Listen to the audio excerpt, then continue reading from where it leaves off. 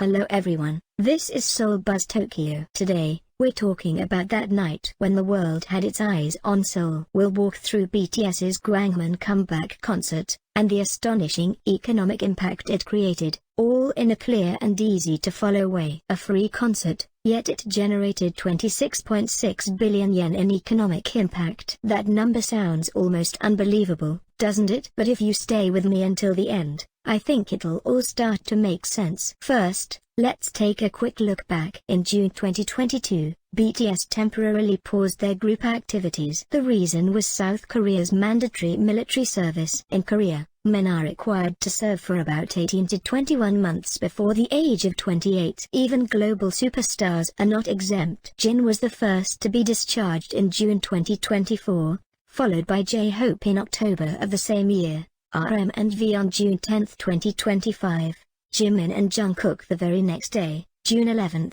and finally Suga on June 21, 2025. That was the moment all 7 members were finally back together again. The group's hiatus lasted a total of 911 days. During those 911 days, ARMY continued supporting each member's solo work, while holding on to the hope that one day, all 7 would stand on the same stage again. And then, at last, that day came. Saturday, March 21, 2026, at 8 p.m. The location Gwanghwamun Square in Seoul. The concert was titled BTS The Comeback Live Arirang, and remarkably, every seat was free. Even before the concert began, the atmosphere was already electric. Fans were waving their light sticks and calling out the members' names. Some were so overwhelmed that they were already in tears. You could tell, even before it started, that this was going to be a very special night. And the moment the show began, the cheers were said to be so loud that people inside nearby buildings could hear them clearly. There were fans from Argentina, from the United States,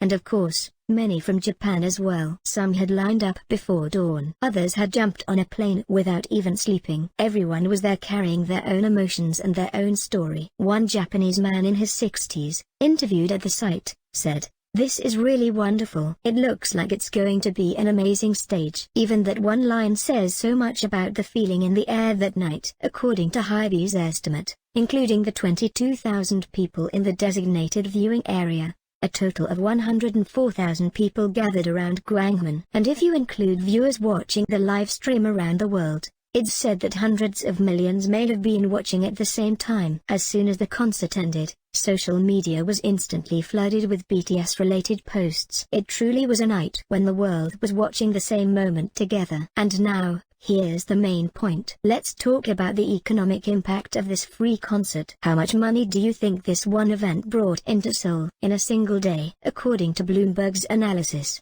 when you add up airfare, hotels, food, merchandise, and streaming, the concert generated $177 million in economic impact for Seoul. That comes to roughly 26.6 billion yen. That is an enormous number. Let's put it in perspective. Taylor Swift's The Eras tour is said to generate about 5 to 7 billion yen in economic impact per show in the United States. And that's already incredible. But BTS reached 26.6 billion yen with a free concert. If they had actually charged for tickets, it's hard to imagine just how much larger the scale might have been. Bloomberg also suggested that BTS's overall world tour could rival the total revenue of Taylor Swift's The Eras tour, which is estimated at around 3.3 trillion won. Some experts believe the global economic impact of the full world tour could exceed 8 trillion won. So how does it reach that kind of number? It's because this isn't just about ticket sales. Fans fly in to attend the show. They stay in hotels. They eat out. They shop. They buy merchandise. And they go sightseeing too. In other words, a single concert drives consumption across the entire city. Tourism, accommodation,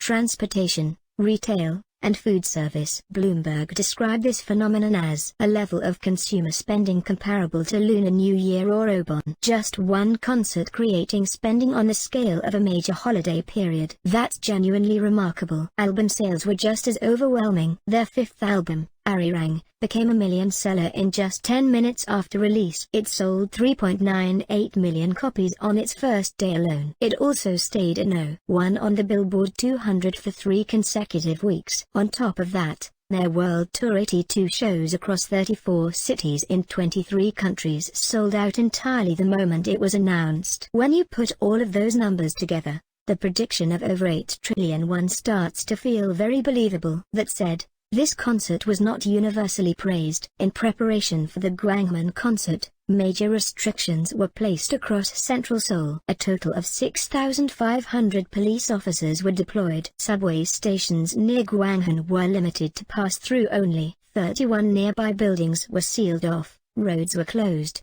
and in effect, many gatherings and public access were heavily restricted. In other words, because of the BTS concert, ordinary citizens could not use the city center as they normally would. Some residents said BTS paralyzed part of the city. Some nearby businesses even reported lower sales instead of higher ones. Online, there was also strong criticism asking whether it was appropriate to use so many public resources for a private company's event. On social media, one question gained particular attention. Who does Gwanghwamun belong to? Is it appropriate for one of the country's most symbolic public spaces to become the venue for a private entertainment company's concert? It's not a question with an easy answer. Of course, others saw it differently. They argued that if the concert generated 26.6 billion yen in economic impact, then even after subtracting the cost of public administration and security, the return was still more than worth it. And if you also consider the promotional value for Korea and its tourism industry,